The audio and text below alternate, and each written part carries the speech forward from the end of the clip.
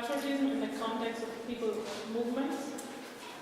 The construction of national patriotic imaginaries has always been a primary concern in the long history of Greece. Like other similar cases of imagined communities, the Greek nation based its identity on narratives which have been socially and politically construed for decades or even centuries. Greece has been developing its cultural identity through a constant struggle between Eastern and Western projections regarding its ancient European, Oriental or Balkan affiliations. Alice, when examined in closer detail in our present time, an emergence of new national imaginaries are still at stake. In the last years of the so-called crisis, a new kind of Greek national imaginary seems to gain form. This imaginary grows out of severe considerations on issues such as global finance and policies, people's sovereignty, and the governmentality of the state, thereby expressing the need to build up and identify with a new type of contemporary Greekness. What I'm looking to depict within the framework of this input is the emergence of new kinds of Greek patriotism and their specific origins. Furthermore, I will delineate my main concern regarding the notion of the political, insofar as this relates to new-fashioned patriotic imaginaries in Greece. In the first instance, one can state that these latest patriotic national imaginaries can be seen as a reaction against the current political situation, as well as a willful rejection of the political legacy, which is mainly blamed for the ineffectiveness of Greek politics in the previous decades. What counts most for this prevailing construction of new patriotic identity is the self-motivation to find ways, individually or collectively, for all Greek people, to resist the effect of political and social decadence over a period of crisis. This patriotic identity is closely related to people's movements or envisaged by new political parties which popped up, as you see also before, in the period between 2011 and 2014. The latter are therefore willing to establish a new political scenery, seem to stand aloof from the old known parties and political organizations. I must mention, alongside my previous point, that I'm not advocating that we should disregard all newest forms of political or social mobilization. As a matter of fact, there are numerous attempts or even practices of resistance which seek to envisage a political confrontation that can challenge the neoliberal hegemonies of our times. And by this I mean, to say it more clear, my purpose is not to neglect categorically all forms of political organization, because in the last 5 years the appearance of political practices or interventions which deal with social common issues on local scale, such as militant research, reappropriation and reactivation of public spaces, social networks, alternative economies, etc., seek somehow to find new kinds of political activities. However, I'm interested to highlight those political endeavors which can be related to what I intend to call evacuation of the political. I will highlight the political endeavors that focus on a hybrid political constellation that blurs the borders between left, center, and right-wing politics, whilst seeking to produce a new patriotic political identity. The newfound patriotic identity is mainly formed on the basis of a deep rejection of older political parties or even subjects. So the older established party representatives are mostly seen as betrayers of the country or as Europe's slaves who base their political existence more or less on corruption while providing benefits for their own sake. However, this doesn't exclude the fact that many of the leaders and the members of the new political organizations derived from the established political system of the previous years. Whereas later, meaning the political subject, is considered to be an old school idea of leftist political theory, which doesn't apply anymore. But most important, the ideological division between left, central, and right-wing politics seems to be no more a criterion for the unity of the patriotic political community. The refreshing patriotic cocktail is now based on left, central, right-wing fusion, which has only one goal: save Greece. So, cut for fun. In some cases, political desires speak of the necessity to form a patriotic front.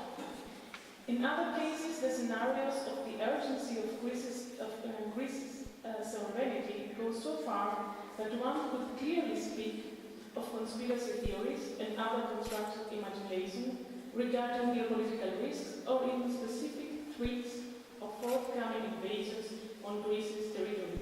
You see also before different examples on conspiracy theories in this context. At the same time, a common strategy for constructing a strong national feeling amongst the people is to blame, who else? The enemies of Greece. So this strategy comprises the targeting of specific politicians who end up being fetishized as the absolute evil. Example regards the main example, German Chancellor Angela Merkel being compared to a whole spectrum of cruel or bad figures such as Adolf Hitler, a merciless dominatrix, or a very strict mother assaulting her children, etc. An image which also the German media is using, for example, the term Mutti, mommy, for Angela Merkel.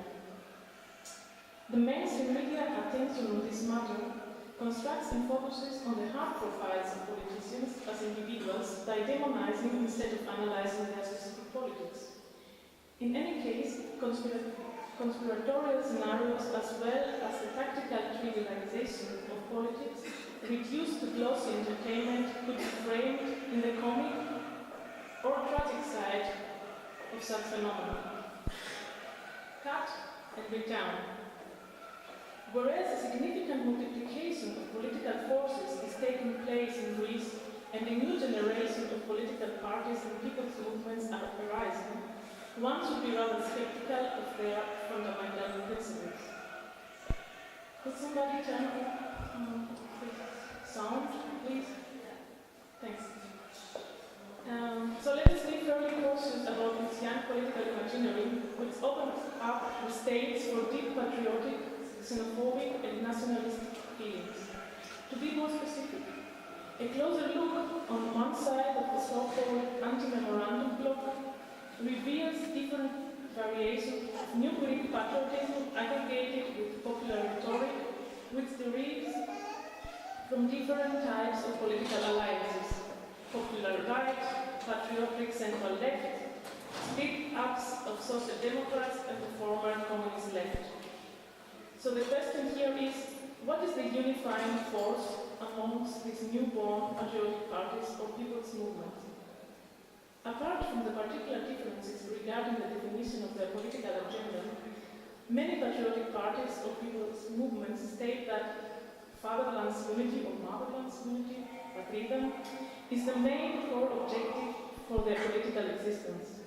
More or less, they all agree that a patriotic rising should go along with national independence and people's sovereignty.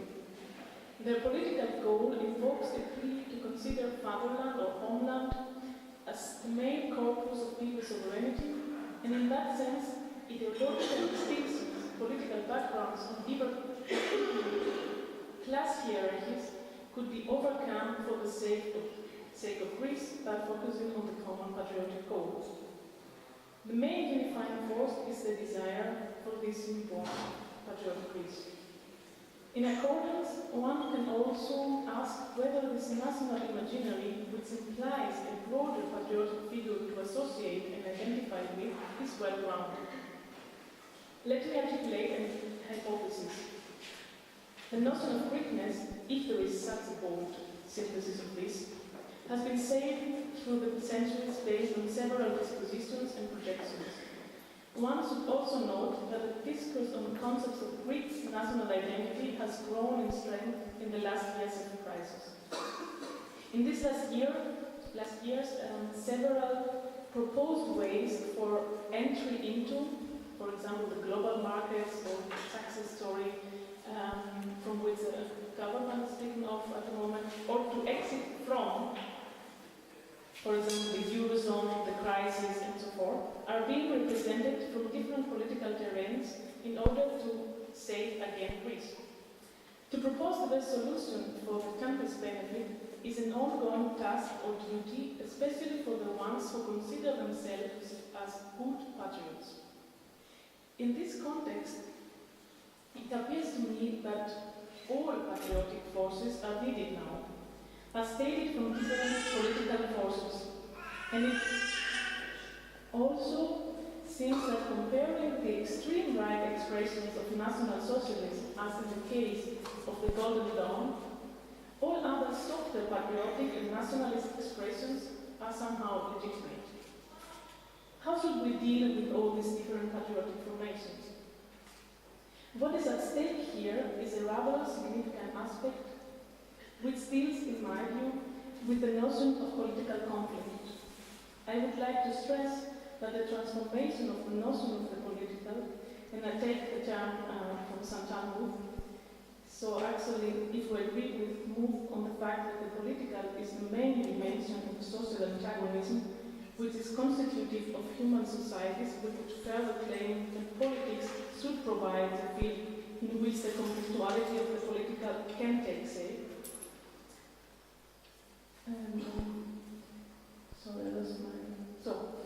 I argue that the new patriotic political imaginary introduced as an urgent goal for overcoming the effects of crisis has loosened the grasp for the potential of social antagonism in the political field.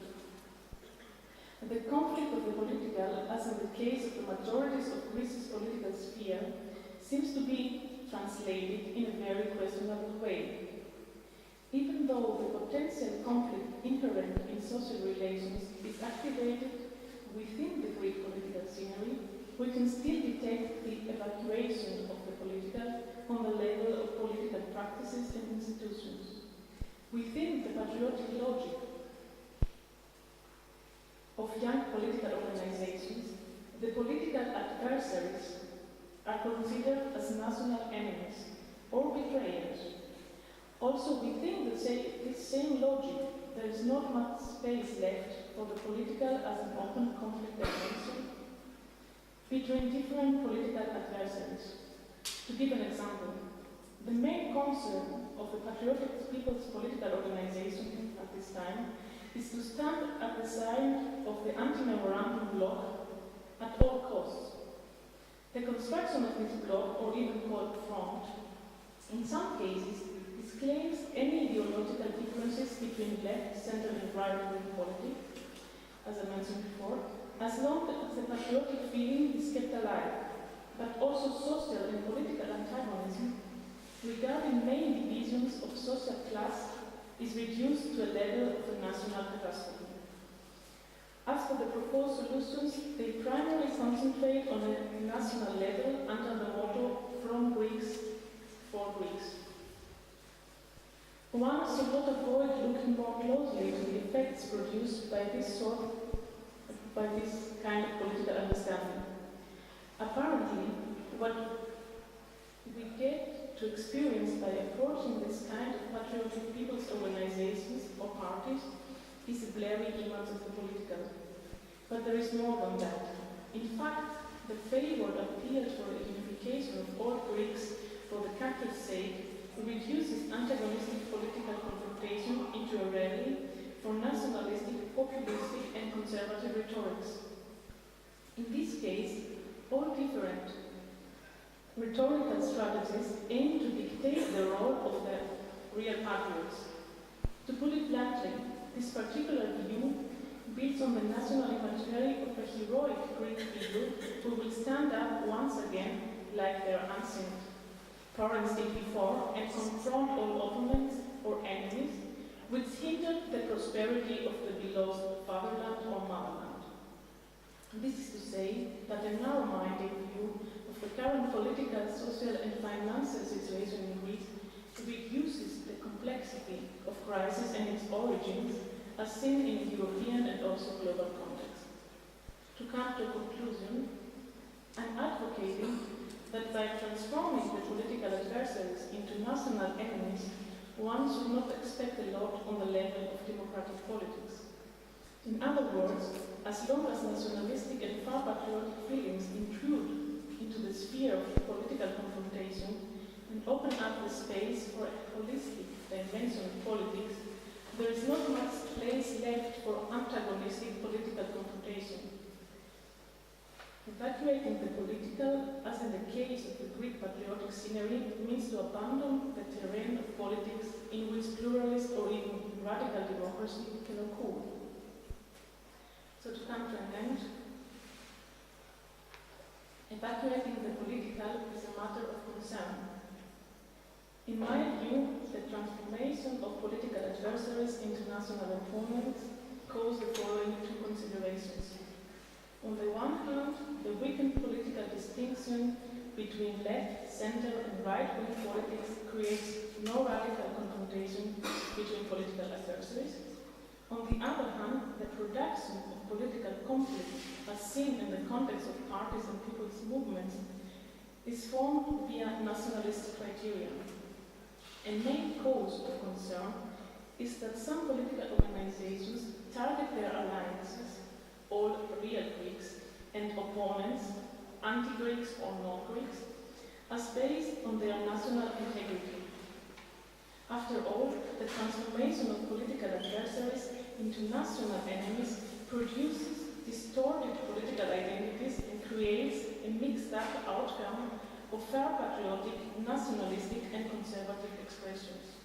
So for the time being, one can be strongly irritated while watching an upcoming rising of good, bad or ugly patriots.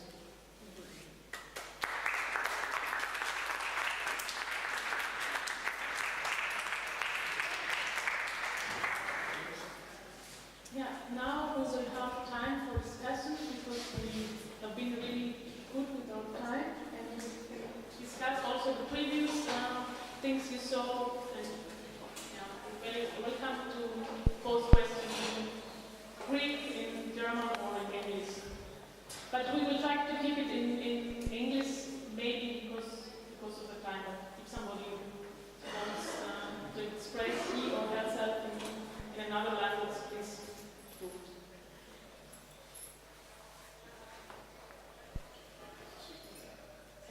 You also have a mic.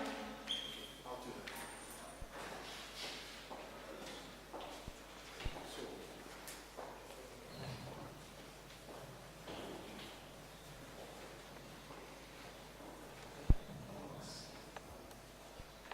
Both very interesting. Perhaps here in the discussion we'll have the chance to elaborate a little bit more. I understand that some people may need a little bit of help with who these parties we heard about are. Just a first question to start from your paper now. Two things. It's just a thought. It seems to me that this critique, which is very pertinent and very central, of the rising patriotism, ultranationalism that happens now in Greece, left and right, it is very true, very pertinent, very central, but at the same time, I just want to speak about two more things that perhaps we're losing a picture. The first one is that it seems that the political also happens not only happens also in places in Greece, in spaces, in political affiliations that actually debate these issues and having them. Parties and do debate these issues inside. So it's not like that patriotism is accepted, say, throughout the anti-memorandum forces. So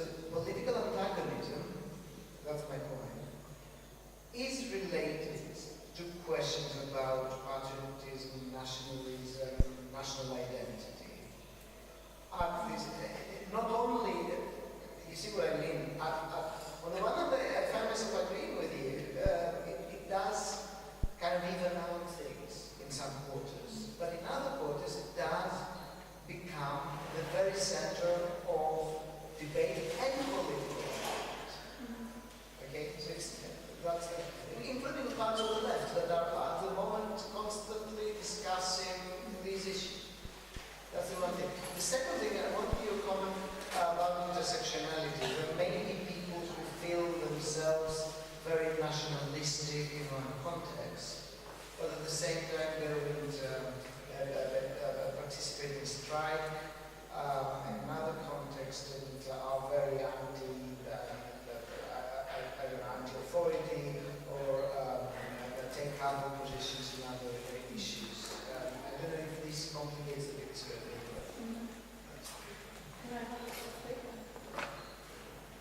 Yeah, thanks for the remarks. I mean, on the one hand, of course, I don't want to claim that we put everything in the same spectrum and everything is the same.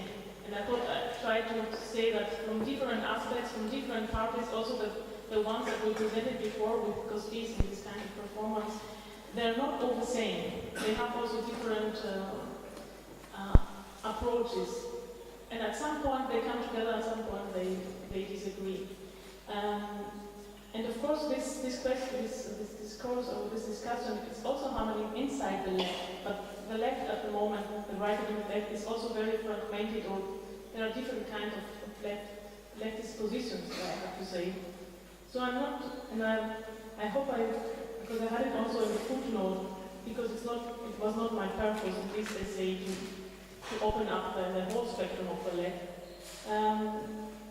Yeah, and for sure there are also opinions that we discuss, things like that. On the level of social antagonism, or antagonism in general, regarding the political, the notion of the political, as you say, I'm not that sure how clear it is these positions. I mean, of course you can, with all these arguments against, or they are the betrayers, they are the good patriots, they are the bad patriots, we have to somehow prove ourselves to be the good ones for the Greeks, for the Greek prosperity and things like that. And of course, some people, they are on the streets, and because almost everybody is on the streets in Greece, not only in 2011, but there are still spaces that are really active, there are still organizations, there are still activism, and so on and so forth. But on the level of, let's say, parliamentary politics, it's difficult to see, like, how do I say? I don't see this struggle, you know. I mean, when I mean social antagonism, I mean somehow you have a class antagonism. To put it a little bit like old school Marxist, and this, I don't see that. I just see it.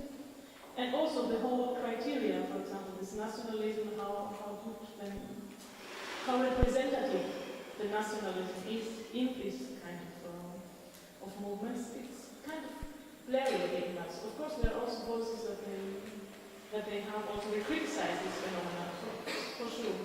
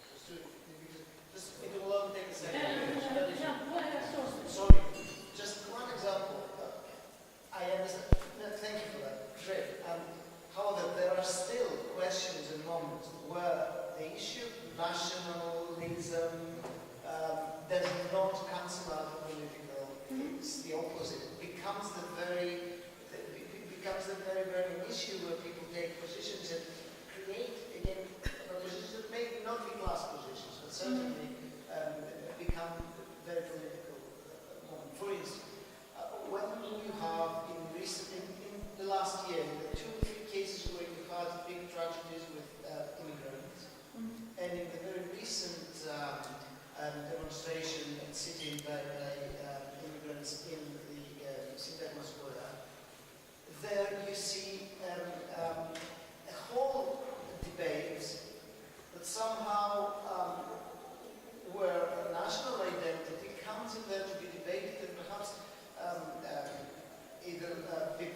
go against positions, for positions, but it is very much in the very center of what I would call the political in your terms. Or when you have the shipwreck outside Samos, out of Samos, there you also had. So I'm just putting this on the table to say that the reality is much more complex. And national identity, issues about national territory, become again very political issues. Do not always cancel out the political in terms of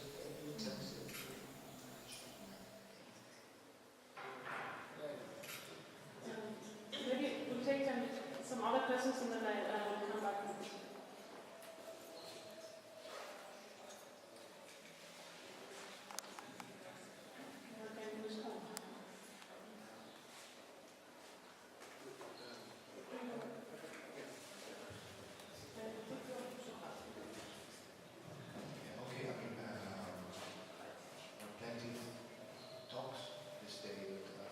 More or less raise the same or similar issue regarding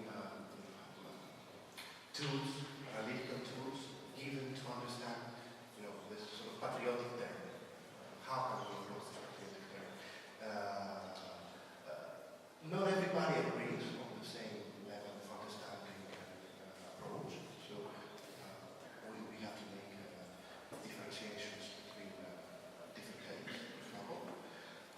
We know that the sociological spectrum that has been offered, critical analysis that has been offered to approach this problem is, or perhaps comes under the term national populism.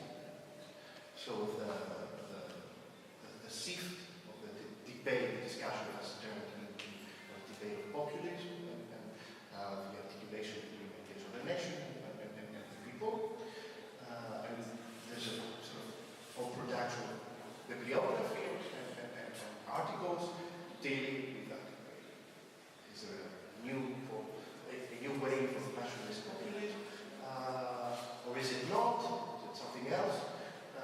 This is a debate that is still on. There's no sort of obvious end to it.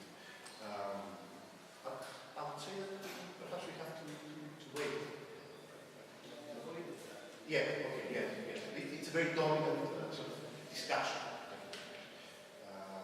A sort of articulation of populism and nationalism,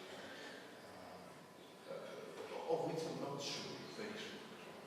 I'm not really sure if this is what's happening. If the case of patriotic movements, Sofia has been presenting, and we were also been presenting in the previous performance, do represent some sort of populist. I have a different take on that. There's another panel following this one. I'm going to have a chance to do that. It's not understand here. Okay. Okay. Sorry. My voice is not so loud. Yeah, I was saying that. Let me just not repeat that, but try to reformulate it for you. That it's going to be more discussions today on pretty much the same issue, and it's better if we lay our cards out and open up a number of possible approaches, and then perhaps discuss again the same issue. And I'm sure that there's lots of people in this room that have their own views on that, can offer genuine ideas about that. So, yeah. Just a quick response. I'm not sure why we need, this term national identity or nationalism and things like that. I'm really not sure why we need that in 2014 in the European context, because this is exactly what also like in Portugal is happening, in Italy and so on, and somehow each of these countries, they are forced to find solutions for themselves and to prove that they can somehow save their countries or do something against the crisis. And I'm not sure if in this rhetoric, also from the parties, we need all the time to focus on what is good for the Greeks, what is good for this is in the context of the crisis. Yeah. But in the context of saying how you will give a new generation of kids born in Greece not having any national Greek, like any access to Greek national Greek identity, like IDs. And for them it is an issue, it's a political issue, who is a Greek and who is not. Yeah. So in the terms of the crisis I may agree with you, but in other terms it's a very social issue, social positioning issue. Kids of Albanian immigrants actually fight to be included in a new form of Greek national identity at the moment. So for them it's a political issue, that's what I mean. Yeah. And it does not cancel out the political, but reaffirms it in different ways. I very much agree with that, but I would say it's not becoming Greek, but becoming European. It's the European thing that you want to address. I mean, as an hedging towards Europe, you want, I'm not sure, I mean, and in other countries you have people that they try to get the Swiss passport, or in other countries you have people that they try to get, for example, the Italian citizenship. It's not like everybody wants to be Greek for some reason. Of course, if the people that are living there and they're in the third or second generations, for sure that's their best right to claim that, to be part, because you're referring to this particular law that it wasn't like the case, which is very, very sad in this context, that Greece is another special case for not allowing that, for migrants of second generation to get the citizenship. Yeah, this is very problematic. But then I see the Greek state blocking a procedure which is anyway problematic in the European context. But then I will talk about European politics as such, like migration politics and things like that. I will not close this. But maybe I would like to give the mic also to other people to respond or ask. In the issue that Dimitris said. But it is very easy to turn this problem, just to say that I am from Greece and not I'm Greek. I mean, this could be a solution for the immigrants and even for the people from Greece. I mean, not every Greek wants to be a Greek. I mean, this is so... You just say, I'm from Greece. So Greek is just a geographical territory, not a kind of idea. National idea. That's all. Yeah, but I would say, the thing is to say, I live in Greece, I want to stay here, and if I live in Berlin, I want to stay here. This is a statement for me. It's not like which identity I want to somehow gain or seek for.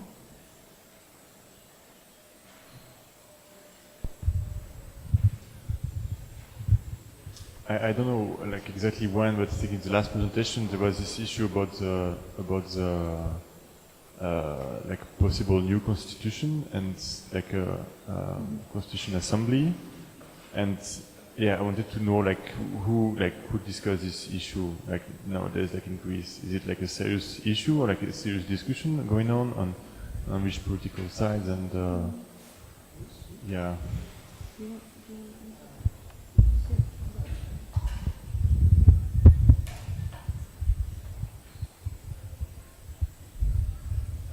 I mean, yes, indeed, it has been raised as an issue by, first of all, the indignados themselves.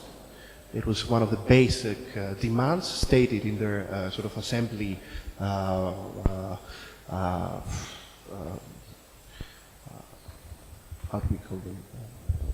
Discussions and yeah, Lemon.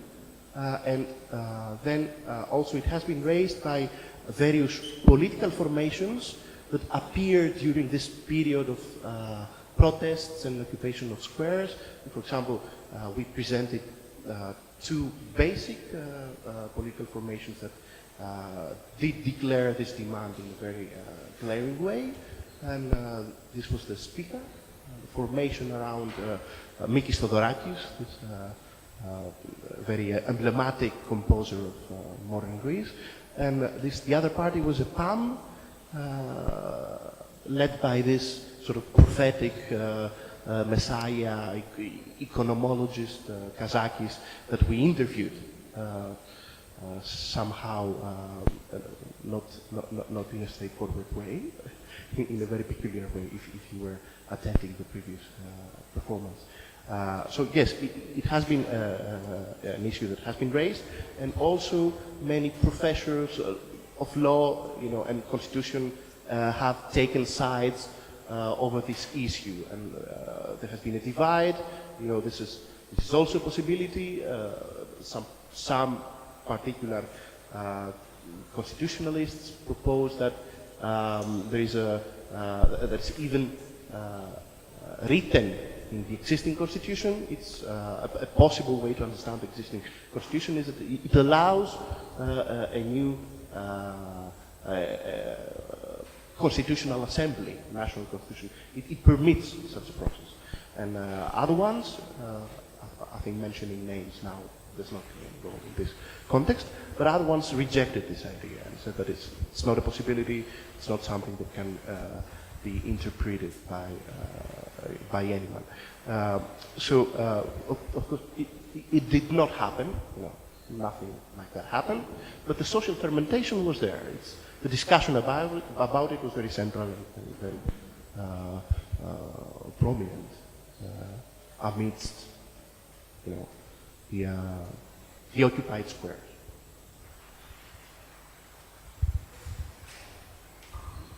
Yes, I have also a question. You mentioned Spitzer, and I heard that they dissolved the party by himself, by Theodorakis himself. Do you know something of the background why they do it?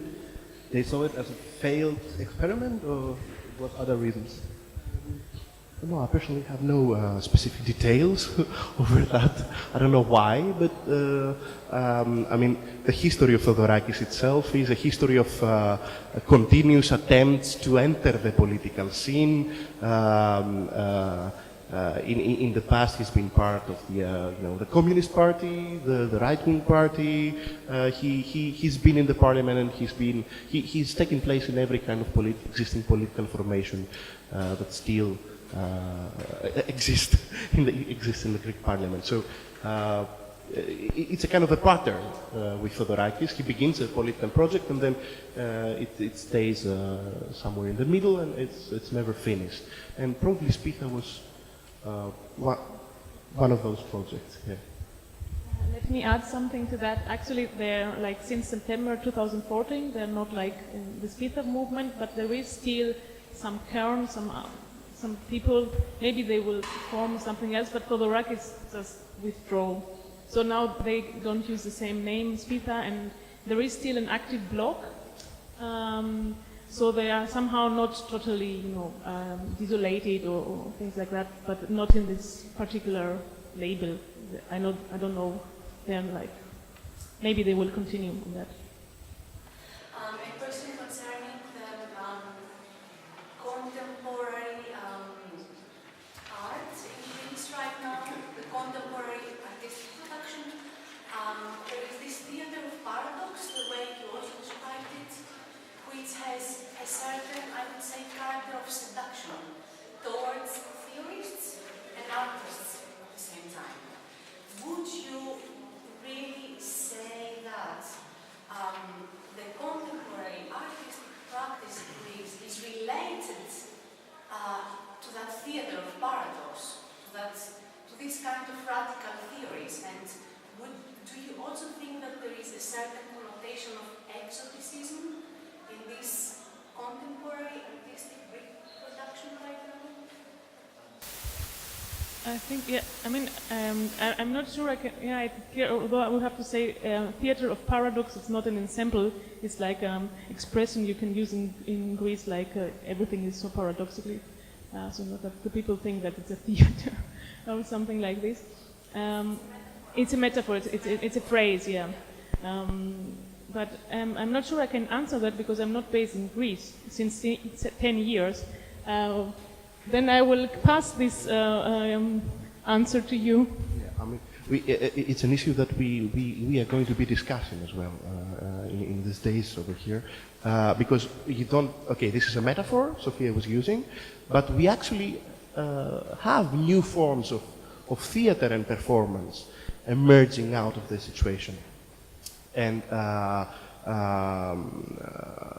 I'm talking about specific collectives, new forms, sometimes new forms of Brechtian theater, innovative forms to, reframe the basic Brechtian rifts in the theatrical language.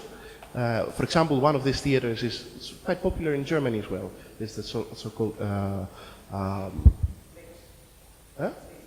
yeah, or especially Haralambos Gogios and Alexandros Evklidis, οι όπερες στο Ζητιάνο, the Beggars Operas. The work Yasuo Aida has been very popular in the context of the Berlinian art scene, and yeah, I mean, and also other forms of self-organized theaters like the occupied theaters, like the Embros theaters, which also hosts a majority, a multiplicity of performative events and festivals and other issues during the last years. And we also host representatives of this initiative that are going to be speaking about it and presenting things about it in the forthcoming days as well. So theater is definitely a major milieu, somehow represents these rifts that have been taking place in artistic practice. Is perhaps not the only one, but definitely the mobility in the theater world, in especially Athens at this point of time, is noticeable. Yeah.